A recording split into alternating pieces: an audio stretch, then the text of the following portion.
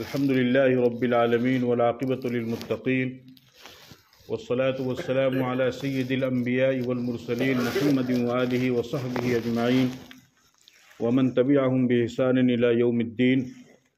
أعوذ بالله من الشيطان الرجيم. بسم الله الرحمن الرحيم. إنا نحن نزلنا الذكر وإنا له لحافظون.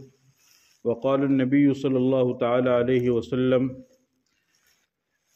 من قرأ القرآن وعمل بما فيه ألبس الله تعالى والديه تاجا يوم القيامة ضوءه أحسن من ضوء الشمس في بيوت الدنيا فما ظنكم بالذي عمل بهذا أو كما قال عليه الصلاة والسلام. میرے محترم بزرگوں اور دوستو، قرآن کریم کی ایک آیت اور تاجدار مدینہ سرکار دو عالم جناب محمد الرسول اللہ صلی اللہ علیہ وسلم کی ایک حدیث میں نے آپ حضرات کے سامنے تلاوت کی ہے. قرآن کریم کی جس آیت کی میں نے آپ کے سامنے تلاوت کی ہے وہ آیت 14ویں پارے کی سورۃ الحجر کی ایک آیت ہے، اور اللہ پاک نے اس آیت میں اپنے ایک خاص نظام کو بیان فرمایا ہے. فرمایا: انا نحن نزلنا الذکر وانا له لحافظون، کہ ہم نے قرآن کو نازل کیا اور ہم ہی اس کی حفاظت کرنے والے ہیں. ہر مسلمان اس بات کو اچھی طریقے سے جانتا ہے اور مانتا ہے، اور ہر مسلمان کا اس بات پر پختہ عقیدہ ہے، یقین ہے، ایمان ہے کہ قرآن یہ اللہ کی کتاب ہے جو اللہ پاک نے سید الملائکہ حضرت جبرائیل علیہ السلام کے ذریعے سے سید الانبیاء جناب محمد الرسول اللہ صلی اللہ علیہ وسلم پر نازل فرمائی. قرآن کریم یہ اللہ کی کتاب ہے، اللہ کی پاکیزہ کتاب ہے.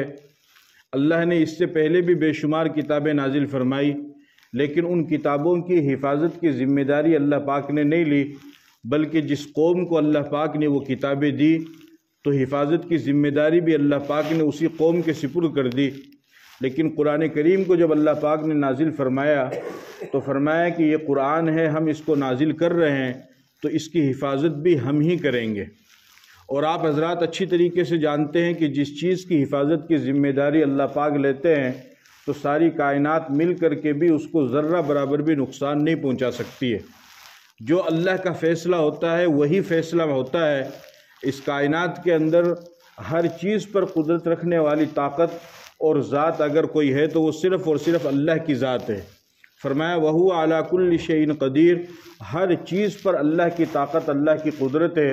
یہاں تک کہ سورج بھی اللہ سے اجازت لے کر کے نکلتا ہے، چاند بھی اللہ سے اجازت لے کر کے نکلتا ہے، رات بھی اللہ سے اجازت لے کر کے آتی ہے، دن بھی اللہ سے اجازت لے کر کے آتا ہے، موسم بھی اللہ سے اجازت لے کر کے آتا ہے، زمین کے اندر غلہ بھی اللہ کی اجازت سے اگتا ہے، بارش بھی اللہ کی اجازت سے ہوتی ہے، اولاد بھی اللہ کی اجازت سے ہوتی ہے، زندگی بھی اللہ کی اجازت سے ملتی ہے، موت بھی اللہ کی اجازت سے آتی ہے.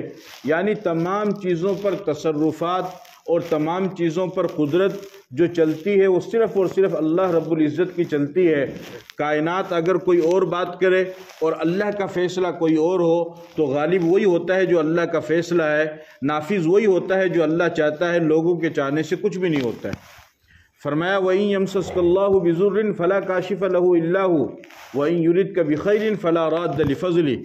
جب آپ تاریخ کا مطالعہ کریں گے تو آپ کو اچھی طریقے سے یہ بات معلوم ہوگی کہ بے شمار موقعوں پر ایسا وقت آیا کہ لوگوں نے مل کر کے یہ فیصلہ کیا کہ ہمیں اس شخص کو ختم کرنا ہے، ہمیں اس کے مشن کو مٹانا ہے، ہمیں اس کے نام کو مٹانا ہے، ہمیں اسے نیست و نابود کر دینا ہے، ہمیں اسے زندہ دفن کر دینا ہے، ہمیں اس کو باقی ہی نہیں رکھنا ہے، ہمیں اسے موت کے گھاٹ اتار دینا ہے. لیکن اللہ کا فیصلہ ان کو بچانے کا تھا تو ساری کائنات دشمن ہونے کے باوجود بھی اللہ نے ان کو بچا کر کے دکھایا. چنانچہ حضرت نوح علیہ السلام کا واقعہ آپ کے سامنے ہے کہ حضرت نوح علیہ السلام کی پوری قوم دشمن ہو گئی. بہت بری طریقے سے ان کو ستاتے تھے، نوح علیہ السلام کو بہت بری طریقے سے مارتے تھے، ان کو تکلیف دیا کرتے تھے، ان کو پریشان کیا کرتے تھے اور کوشش کرتے تھے. لیکن اللہ کا بچانے کا فیصلہ تھا. اللہ رب العزت نے کشتی میں نوح علیہ السلام کو سوار کیا اور جو دوسرے اہل ایمان اس میں سوار ہوئے فَأَنْجَيْنَاهُ وَمَن مَّعَهُ فِي الْفُلْكِ الْمَشْحُونِ، ان تمام کو اللہ نے بچایا قوم مل کر کے نوح علیہ السلام کو مارنا چاہ رہی تھی، اللہ پاک بچانا چاہ رہے تھے، ہوا وہی جو اللہ نے چاہا، اور قوم چاہنے کے باوجود بھی نوح علیہ السلام کو نہیں مار سکی۔ اسی طریقے سے حضرت ابراہیم علیہ السلام کے زمانے میں جب ابراہیم علیہ السلام نے توحید کی دعوت دی، لوگوں کو توحید کے بارے میں بتایا اور اللہ کی وحدانیت کا اقرار کرنے کے لیے کہا، تو وقت کا بادشاہ اور خود ابراہیم علیہ السلام کے ماں باپ اور پوری قوم دشمن ہو گئی، اور کیا کہا، حرقوہ وانصروا آلہتکم ان کنتم فاعلین، کہ اس کو آگ میں جلاؤ، ابراہیم کو آگ میں جلاؤ، اس کو نذر آتش کرو، اس کا نام و نشان مٹا کر کے رکھ دو، تبھی ہم جن معبودوں کی عبادت کرتے ہیں ان کو خوش کر سکتے ہیں۔ ان کو آگ میں ڈالا بھی، اللہ نے حکم فرمایا یا نار کونی بردا وسلاما علی ابراہیم، کہ اے آگ تجھے ابراہیم پر ذرہ برابر بھی اثر نہیں کرنا ہے۔ آگ میں جانے کے باوجود بھی اللہ پاک نے ابراہیم علیہ السلام کو زندہ بچا لیا، اس لیے کہ آگ پر بھی اللہ کا حکم چلتا ہے۔ کس کا حکم چلتا ہے؟ اللہ کا حکم چلتا ہے، اور آگ پر بھی اللہ کی قدرت غالب ہو کر کے رہتی ہے۔ اسی طریقے سے آپ حضرات جانتے ہیں کہ اگر چھری لے کر کے کوئی انسان کسی چیز پر اگر پھیرے تو وہ چیز کٹ جاتی ہے، ختم ہو جاتی ہے، لکڑی پر پھیرے یا پھر جانور پر پھیرے یا انسان پر پھیرے، لیکن ابراہیم علیہ السلام اپنے بیٹے اسماعیل علیہ السلام کی گردن پر چھری پھیر رہے ہیں، لیکن وہ چھری کام نہیں کر رہی ہے، اور اسماعیل علیہ السلام کی گردن کو، ان کے گلے کو وہ چھری نہیں کاٹ رہی ہے۔ کیوں؟ اس وجہ سے کہ چھری کو حکم نہیں تھا، تو چھری بھی اپنے اندر جو تاثیر پیدا کرتی ہے کاٹنے کی، وہ بھی اللہ کے حکم سے کرتی ہے، اور اگر اللہ کا حکم نہ ہو تو چھری بھی کاٹ نہیں سکتی ہے۔ اس سے معلوم ہوا کہ چیزوں میں تاثیر پیدا کرنے والا کون ہے؟ اللہ ہے، اور چیزوں میں قدرت کس کی چلتی ہے؟ اللہ کی چلتی ہے۔ اسی طریقے سے انسان بغیر کھائے پیے تو 2-4 دن زندہ رہ سکتا ہے طاقت کے حساب سے، جسمانی طاقت کے حساب سے، لیکن بغیر سانس کے انسان تھوڑی دیر بھی زندہ نہیں رہ سکتا ہے۔ سانس ہر سیکنڈ میں انسان کو چاہیے۔ سانس کی تکلیف جسے ہوتی ہے اسے آکسیجن لگایا جاتا ہے کہ کسی طریقے سے سانس چلتا رہے، اور اسی وجہ سے انسان جب دھوئیں میں جاتا ہے تو دھوئیں میں اس کا دم گھٹتا ہے، کیونکہ اس کو سانس نہیں آتا، اور اگر زیادہ دیر وہ دھوئیں میں رہے تو وہ انسان مر بھی جائے گا۔ اسی طریقے سے اگر کوئی کمرہ بند کر دیا جائے اور اندر کی گیس نکال لی جائے اور سانس آنے کا، سانس نکلنے کا، ہوا کے آنے جانے کا کوئی رستہ نہ ہو تو انسان اس میں مر جائے گا۔ چونکہ تو معلوم ہوا کہ یعنی انسان کے زندہ رہنے کے لیے پل پل، قدم قدم، سیکنڈ سیکنڈ اسے سانس کی ضرورت ہے، یعنی ہوا کی ضرورت ہے۔ اگر ہوا نہ ہو تو انسان مر جائے گا، لیکن یہ بھی اسی وقت ہوتا ہے جب اللہ کا حکم ہوتا ہے۔ چنانچہ آپ دیکھیے 1 دن نہیں، 2 دن نہیں، 3 دن نہیں، بلکہ 40 دن تک اللہ پاک نے اپنے پیغمبر حضرت یونس علیہ السلام کو اللہ پاک نے 40 دن تک بغیر کھائے پیے اور بغیر ہوا کے مچھلی کے پیٹ میں رکھا، اور 3 اندھیروں میں، فنادا فی الظلمات، ظلمتن کی جمع ہے کہ یونس علیہ السلام نے اندھیرے میں اللہ کو پکارا۔ 3 اندھیرا، کس چیز کا؟ ایک تو رات کا اندھیرا، دوسرا سمندر کا اندھیرا، اور تیسرا مچھلی کے پیٹ کا اندھیرا۔ ان 3 اندھیروں میں اللہ پاک نے یونس علیہ السلام کو بغیر کھائے، بغیر پیے اور بغیر سانس کے 40 دن تک زندہ رکھا، اس لیے کہ ہوا پر بھی اللہ کی قدرت چلتی ہے، ورنہ انسان زندہ نہیں رہ سکتا ہے، نہیں رہ سکتا نا، نہیں رہ سکتا ہے، لیکن 40 دن تک اللہ نے رکھا۔ 40 دن کے بعد انہوں نے کیا کہا؟ لا الہ الا انت سبحانک انی کنت من الظالمین، آیت کریمہ جس کو کہتے ہیں کہ اللہ مجھ سے غلطی ہو گئی، تیری ذات پاک ہے اور مجھے معاف فرما۔ تو اللہ پاک نے اللہ پاک نے ان کو وہاں سے نجات دی اور حضرت یونس علیہ السلام کو مچھلی کے پیٹ سے نکالا۔ تو 40 دن تک بغیر کھائے پیے اور بغیر ہوا کے مچھلی کے پیٹ میں رکھنا، اس لیے کہ یہ بھی اللہ کے حکم سے ہوتا ہے۔ اللہ چاہے گا تو انسان زندہ رہے گا، اللہ چاہے گا تو انسان زندہ نہیں رہے گا۔ اسی طریقے سے ہمارے نبی پاک صلی اللہ علیہ وسلم کا مشہور واقعہ آپ کے سامنے ہے کہ جب اللہ رب العزت نے نبی پاک صلی اللہ علیہ وسلم کو ہجرت کا حکم فرمایا اور مکہ والے آپ کو بہت زیادہ پریشان کر رہے تھے، تقریباً 13 سال تک آپ مکہ کے اندر رہے، تو اللہ پاک نے ارشاد فرمایا کہ اب تم مکہ چھوڑ کر کے ہجرت کر کے مدینہ چلے جاؤ۔ کہاں چلے جاؤ؟ مدینہ چلے جاؤ۔ چنانچہ آپ نے مدینہ کا ارادہ فرمایا، اور حضرت ابوبکر صدیق رضی اللہ تعالیٰ عنہ کو آپ نے فرمایا کہ اللہ کی طرف سے حکم آیا ہے، اب مکہ سے ہجرت کر کے ہمیں مدینہ جانا ہے۔ فرمایا ٹھیک ہے۔ حضرت علی رضی اللہ تعالیٰ عنہ کو اللہ کے نبی نے اپنے بستر پر سلایا اور فرمایا کہ یہ مکہ والوں کی کچھ امانتیں ہیں جو میرے پاس رکھی ہوئی ہیں، صبح میں تم ان امانتوں کو ان کے حوالے کر دینا اور میرے پاس مدینہ آ جانا، میرے پاس مدینہ آ جانا۔ چنانچہ اس زمانے میں دشمن کا یہ معمول تھا کہ دشمن گھر میں گھس کر کے حملہ نہیں کرتے تھے۔ گھر میں گھس کر کے حملہ کرنا بزدلی کی علامت ہے، ڈرپوک ہونے کی علامت ہے۔ دشمن گھر میں گھس کر کے حملہ نہیں کرتے تھے، بلکہ اپنے مخالف کو محل کے باہر سے للکارتے تھے، اس کو غیرت دلاتے تھے، اس کو شرم دلاتے تھے، اس کو اس کے خاندان، اس کے پریوار، اس کے رشتہ دار، اس کے باپ دادا کا نام لے لے کر کے اس کو پکارتے تھے اور تانا دیتے تھے، تاکہ وہ غصے میں آئے اور باپ دادا کا نام سن کر کے اس کو غصہ آئے اور وہ باہر نکل کر کے آئے، پھر ہم اس کے اوپر حملہ کریں۔ لیکن گھر میں گھس کر کے وہ حملہ نہیں کرتے تھے، یہ تو ان کی عادت تھی۔ چنانچہ کفار مکہ تمام کے تمام ان کو معلوم ہوا کہ آج محمد صاحب یہاں سے نکل کر کے ہجرت کر کے مدینہ جائیں گے۔ کہاں جائیں گے؟ مدینہ جائیں گے۔ چنانچہ تمام کے تمام رات میں آ کر کے کھڑے ہو گئے اور ابو جہل نے کہا کہ سب ایک ساتھ مل کر کے ان کے اوپر حملہ کریں گے تاکہ کسی ایک کا نام نہ آئے، اور پھر جب کسی ایک قاتل کا نام نہیں آئے گا تو قصاص نہیں ہوگا، قصاص نہیں ہوگا تو خون بہا کی جو بھی دیت ہوگی، جو بھی پیسہ ہوگا وہ ہم سب مل کر کے ادا کر دیں گے، کوئی مشکل نہیں ہے۔ تو سب ایک ساتھ محمد پر حملہ کرنا۔ میں اور اگر آپ ہوتے تو کیا کرتے؟ ہم تو یہ کہتے کہ آپ ایسا کرو، پچھلے دروازے سے نکل جاؤ، یا دیوار سے کود کر کے چلے جاؤ، یا آج رات کینسل کر دو، کل چلے جانا تاکہ دشمن کو معلوم نہ ہو، یہی کرتے نا۔ اللہ نے فرمایا کہ نہیں، جانا بھی آج ہے اور ان کے سامنے سے ہی جانا ہے۔ چنانچہ حضور پاک صلی اللہ علیہ وسلم نے سورہ یاسین کی ایک آیت پڑھی، وَجَعَلْنَا مِن بَيْنِ أَيْدِيهِمْ سَدًّا وَمِنْ خَلْفِهِمْ سَدًّا فَأَغْشَيْنَاهُمْ فَهُمْ لَا يُبْصِرُونَ، اور آپ نے مٹھی میں یوں مٹی اٹھائی، اس پر پھونک ماری اور اس کو یوں پھینکا تو وہ مٹی دشمنوں کی آنکھوں کے اوپر گری اور دشمن اپنی آنکھوں کو ملنے لگے، اور آپ علیہ الصلوۃ والسلام ان دشمنوں کے بیچ میں سے نکل کر کے چلے گئے۔ بچانے والا کون ہے؟ اللہ ہے۔ ان کے بیچ میں سے آپ نکل کر کے چلے گئے، وہ دیکھ بھی نہیں پائے۔ رات کو آئے تھے، صبح ہو گئی، اب دیکھا کہ نکلے نہیں، کیا بات ہے، حضور تو تہجد کے لیے نکلتے ہیں، فجر کی نماز کے لیے نکلتے ہیں، لیکن اب تو چاندنا بھی ہو گیا، سورج بھی آ گیا، لیکن محمد صاحب نکلے نہیں ہیں۔ تو پھر بعد میں تفتیش کے لیے جب اندر پہنچے تو دیکھا کہ حضرت علی وہاں پر آرام فرما رہے ہیں، حضرت علی سو رہے ہیں، جبکہ وہ بہت خطرے کی جگہ تھی۔ اور حضرت علی رضی اللہ تعالیٰ عنہ فرماتے ہیں کہ اس رات مجھے اتنی بہترین اور اتنی سکون والی نیند آئی کہ اس سے پہلے تو مجھے ایسی سکون والی نیند آئی نہیں۔ آپ کو کیسے سکون والی نیند آ گئی؟ دشمن باہر کھڑے، وہ اگر حملہ کرتے بھی تو آپ کو وہ دیکھتے تھوڑی کہ آپ علی ہیں یا محمد ہے، وہ تو یہ سمجھتے کہ محمد کا بستر ہے تو محمد کا بستر سمجھ کر کے اور محمد سمجھ کر کے وہ آپ کے اوپر حملہ کر دیتے۔ تو آپ کو اپنی جان کا خطرہ نہیں تھا؟ کہ بالکل خطرہ نہیں تھا۔ کہ کیوں نہیں تھا؟ فرمایا کہ جب حضور صلی اللہ علیہ وسلم رات کو جا رہے تھے ہجرت کر کے، انہوں نے کچھ امانتیں میرے حوالے کی اور مجھ سے یہ فرمایا تھا کہ صبح کے وقت یہ امانت مکے والوں کو دے دینا اور اس کے بعد میں تم میرے سے مدینے میں آ کر کے مل لینا۔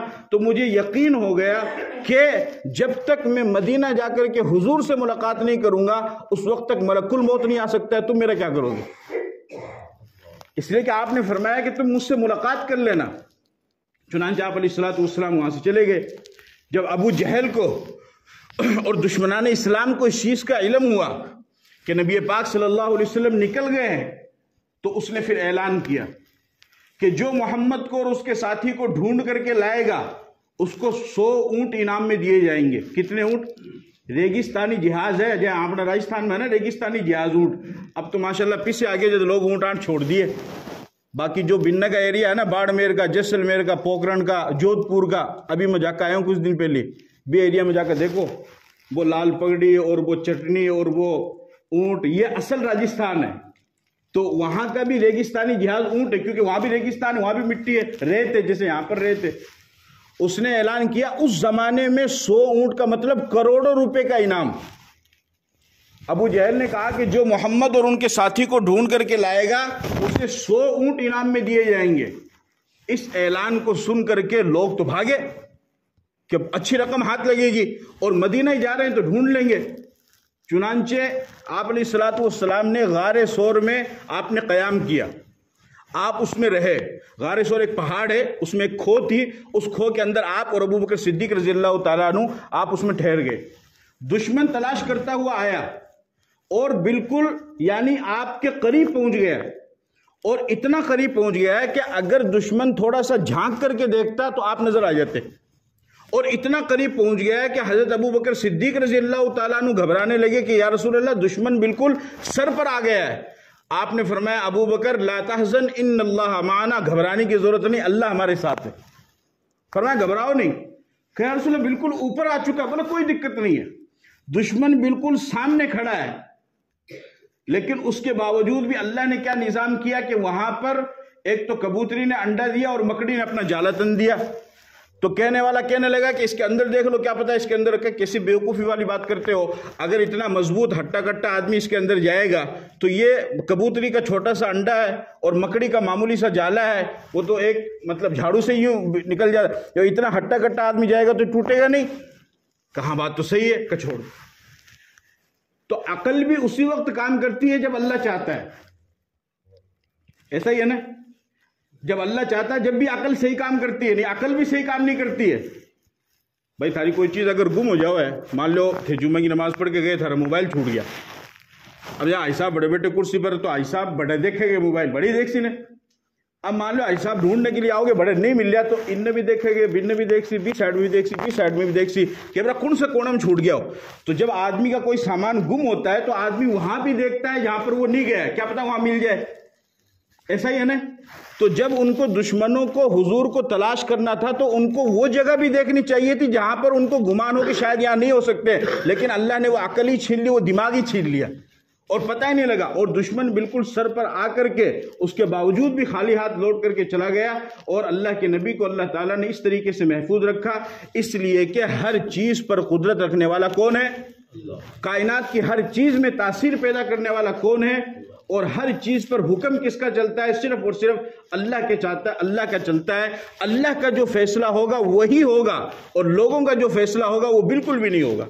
یا عبدی انت ترید وانا ارید ولا یکون الا ما ارید، فرماتے ہیں اللہ پاک حدیث قدسی کے اندر کہ اے میرے بندے، ایک تیری چاہت ہے اور ایک میری چاہت ہے، لیکن ہوگا وہی جو میں چاہوں گا، جو تو چاہے گا، جو تیری قوم چاہے گی، جو تیری برادری چاہے گی، جو تیرے سماج والے چاہیں گے، وہ بالکل بھی نہیں ہوگا۔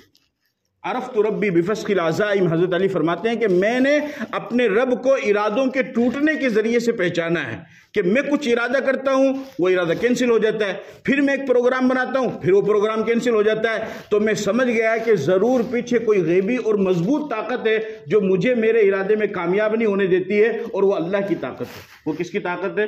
تو معلوم ہوا کہ جس چیز کی حفاظت کی ذمہ داری اللہ پاک لیتے ہیں، کائنات مل کر کے بھی اس کو نقصان نہیں پہنچا سکتی ہے۔ وقت تھوڑا بچا ہے، میں اپنی بات مختصر کرتا ہوں۔ قرآن کی حفاظت کی ذمہ داری اللہ نے لی ہے، تو یہ بات تو طے ہے کہ جب قرآن کی حفاظت کی ذمہ داری اللہ نے لی ہے تو قرآن قیامت تک باقی رہے گا۔ اس پر آپ مانتے ہیں؟ اس کو تو مانتے ہیں، ہم مسلمان ہیں، ہمارا اس پر عقیدہ ہے، یقین ہے، لیکن سوال یہ ہے کہ آخر قرآن کی حفاظت کس طریقے سے ہوگی؟ اللہ آسمان سے آئیں گے، فرشتوں کو بھیجیں گے، کوئی جنات آئیں گے، یا زمین سے کوئی دوسری تیسری مخلوق نکل کر کے آئے گی جو قرآن کی حفاظت ہوگی؟ قیامت تک جو اللہ نے قرآن کی حفاظت کا وعدہ کیا ہے، یہ قرآن کی حفاظت ہوگی کیسے؟ یہ ایک سوال ہے، اس کا جواب آپ کو تلاش کرنا ہے، بس اس کے لیے میں آپ کو بتا رہا ہوں۔ وہ جواب، اس کا جواب کیا ہے؟ نہ اللہ آئیں گے، نہ فرشتے آئیں گے، نہ جنات آئیں گے، نہ کوئی دوسری تیسری مخلوق آئے گی، بلکہ مسلمانوں کے ذریعے سے ہی اللہ قرآن کی حفاظت کروائے گا۔ اور اس کا طریقہ یہ ہوگا کہ باپ کے دل میں قرآن کی محبت پیدا ہوگی، وہ اپنے بچوں کو پڑھائے گا، ماں کے دل میں قرآن کی محبت پیدا ہوگی، وہ اپنے بچوں کو پڑھائیں گے۔ اس طریقے سے بچے قرآن کو پڑھ کر کے ناظرہ پڑھنے والے اور حفظ کرنے والے بنتے رہیں گے، اور دوسری طرف اللہ پاک قرآن کی حفاظت قیامت تک کرواتے رہیں گے۔ اور خوش نصیب ہوگا وہ انسان جو اپنے آپ کو اس میں شامل کر لے گا۔